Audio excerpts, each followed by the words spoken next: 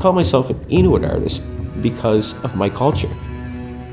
My culture came from the land. As an Inuit artist, it's my duty to put as much beauty into my work as possible and make sure that my work reflects the beauty of the land that built my culture. Our lands that I live on, our Inuit lands, are incredibly, incredibly beautiful. They're so rich and vibrant with life. It would be almost impossible for me to go out there and not be inspired. I'm lucky enough that I have the ability to carve.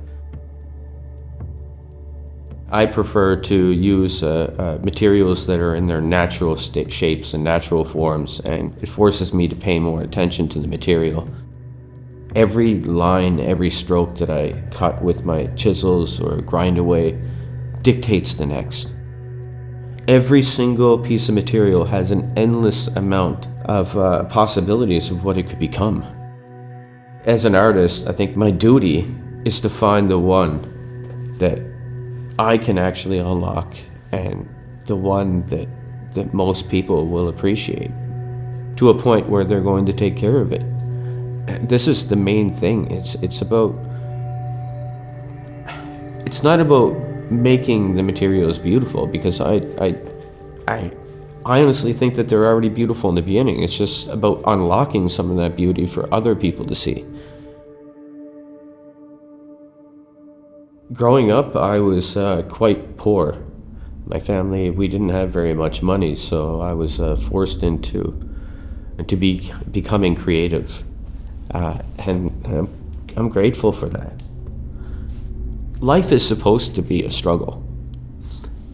Sometimes it's struggles that we put on ourselves, that, like it's the pressures that we put on ourselves, and other times it's pressures from the environment, from our families, from our friends, from our work. But the truth is, if you don't have struggle in your life, you're missing something. Go out and find it. Because it will happen eventually, regardless. When you can choose your own struggles, that's a beautiful thing. And I think that's what we need to do. We need to get out and find where we can best struggle and where we get the most, out of that.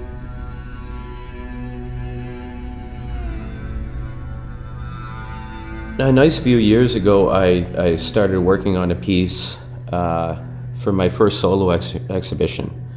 And it was a person viewing the northern lights, and I had these pieces of caribou antler carved out in this fluid shape. And it was so difficult putting it together, I said, I'll never do this again. I think I kind of lied to myself, which is something I think I do every once in a while in order to comfort myself and feel like to feel like I'm not going to go through that struggle anymore, even though it's not quite true. With this piece, I started carving the antler, and it was just it was fun. It was actually fun to an extent, but also difficult to another, in another way, in another light. But I wanted to just keep this piece flowing, so I just started carving away, and then I remembered I carved a couple of loons in the past, so I started carving a loon, and it went so well with the antler, but it didn't quite go well enough at times. It was actually an incredible struggle, and really, it was one of the pieces that I probably struggled the most with. And as frustrated as that became at times, I knew that as long as I just kept at it, eventually it would turn into what I needed it to be.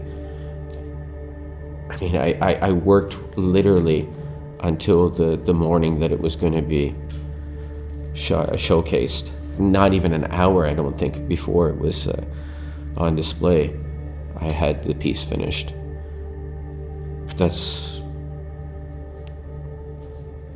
the way it is with me. When I sculpt, a piece isn't finished necessarily because of a deadline. I had a deadline, and I'm lucky that I actually met it. the deadline is never going to be as important as the final project. My sculpture is going to live on longer than I do. And this piece, A Beautiful Struggle, was exactly that. It was an incredibly beautiful struggle for me. This is my purpose with my art, is to show people how much beauty is out there. This is how my culture was born. It was because my ancestors, they lived on the land. They lived with the land. They paid attention to the animals. They sniffed the air and they could tell, what kind of a day they were going to have. They were so connected. This is something we need to do. We need to heal the earth. And this is what I truly believe. This is what many indigenous peoples believe all over the world. And unfortunately, not enough of us believe that right now. Not believe, but realize that the earth is alive. And she's upset with us right now. The most important thing that we can possibly do is to put a smile on her face to heal her. And I can guarantee that as soon as we start doing that, and she'll repay us by smiling back.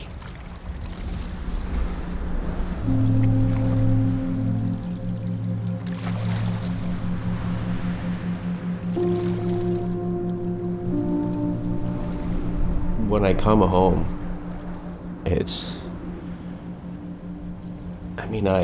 as much as I enjoy being away,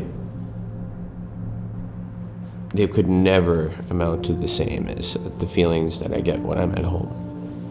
That's how I know I'm at home, and I think that's really what more people need to strive for is feeling like you're at home. And when I'm out on the land, kayaking, hunting, fishing, I really do feel a part of it.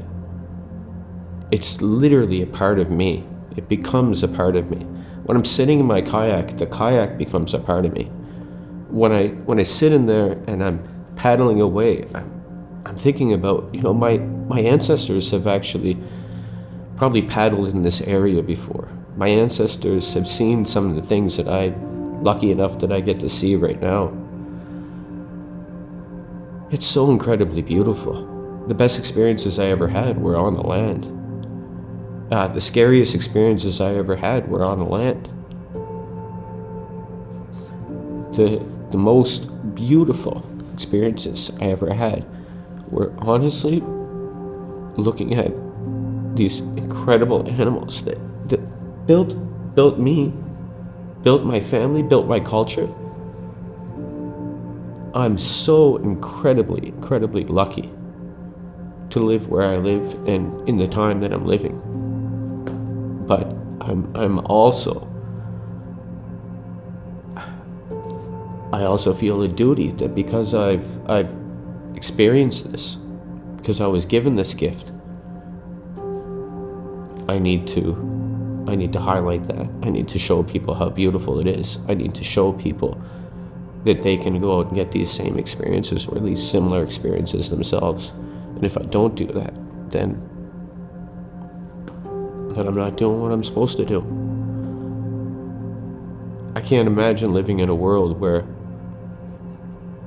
my daughter can't experience the things that I got a chance to experience.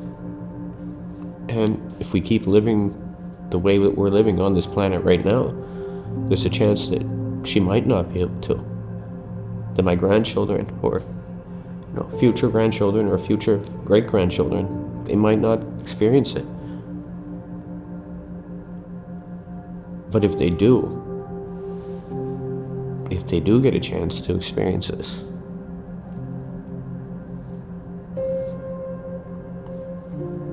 I guess I get a little bit emotional, but it gives me a bit of pride to know that if they got to experience it, it's probably because of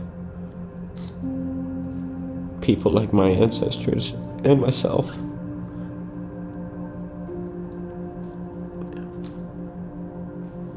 just teaching and showing the beauty of our lands.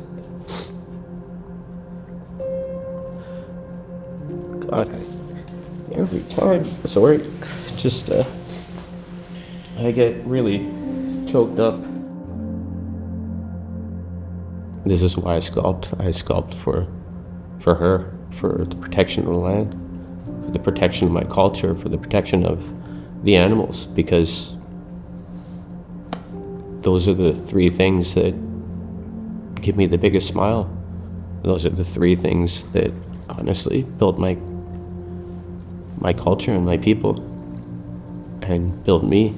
So this is why I sculpt.